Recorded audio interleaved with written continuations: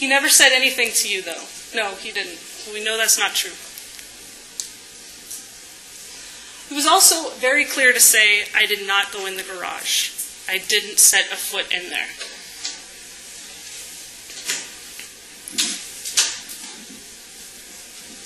He wasn't in that occupied structure. He was outside the trap, shooting into it.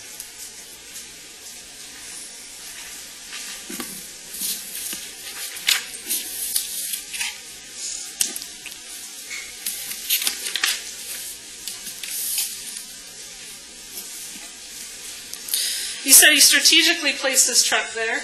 We know why now. That opening for his trap. He says he doesn't want to confront anyone who's in there. But he does within a split second. He waits for them, in fact. I thought it's dangerous and foolish, and I should leave it to the cops to take care of it. But he didn't do that. Didn't think about calling any officer until Deeren was dead.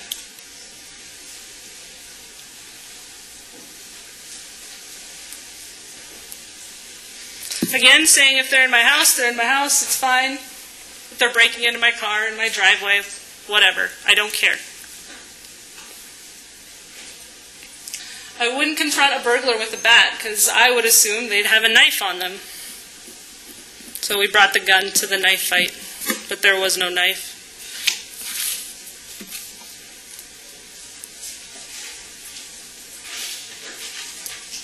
Again, when you are the aggressor, when you bring that danger onto yourself, you need to step back, if you have that option. He didn't. He cared about getting them arrested.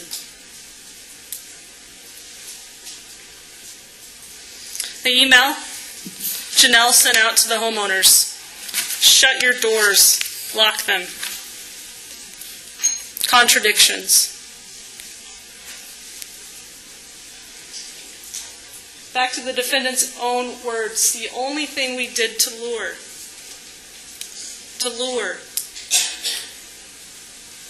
At the jail, when he's talking with Janelle, he says, I did see him. He was armed. That's a direct contradiction to everything he told the officers, which is, I couldn't see anything.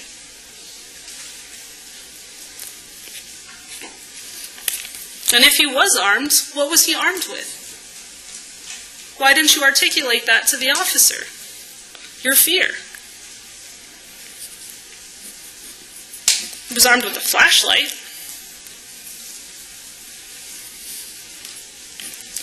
The first thing he says to Janelle from the jail: what happened to defending your property? Property. We were all clear in jury selection. You cannot use deadly force to defend your property. That's what he was doing. Not even that. There was nothing in the garage worth stealing. He was defending his pride. Then he changes his story later, after speaking with Janelle more, learning more about the laws. For all I know and all I saw, he could have had an RPG. He was going to shoot at Finn's crib for all I know. That's a very different statement.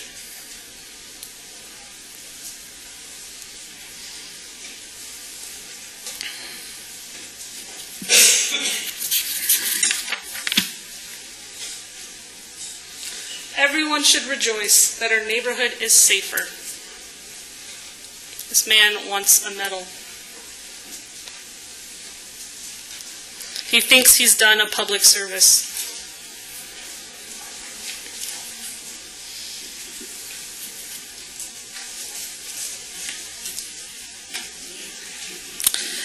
He knows what he's done, and he's proud of it.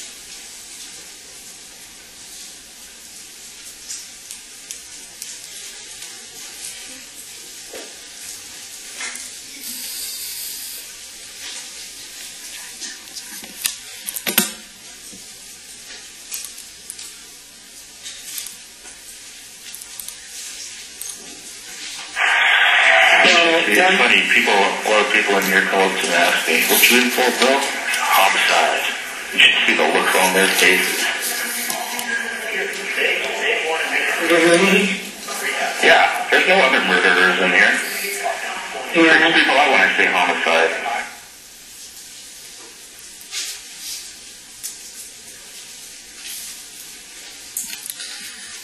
Mr. Martinelli characterized the decision to arrest the defendant as a rush to judgment.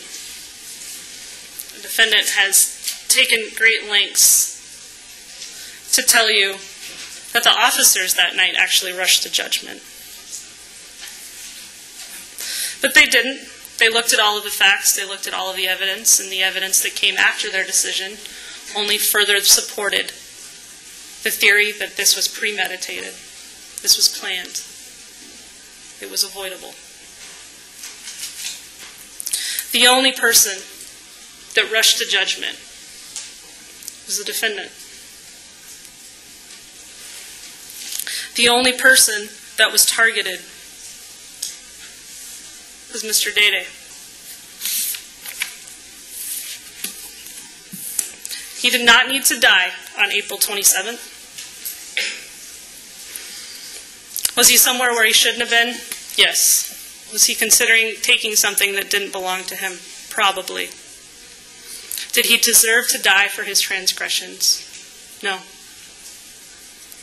For being a teenager, for making mistakes teenagers make? No. Instead, Darren, an unarmed child, was violently and senselessly executed. Please tell the defendant that while we live in a state with a strong gun culture, it is not one of lawlessness or vigilante justice. Please tell the defendant and Mr. and Mrs. Dede that Darren's life meant more than a couple cans of beer. Please find him guilty.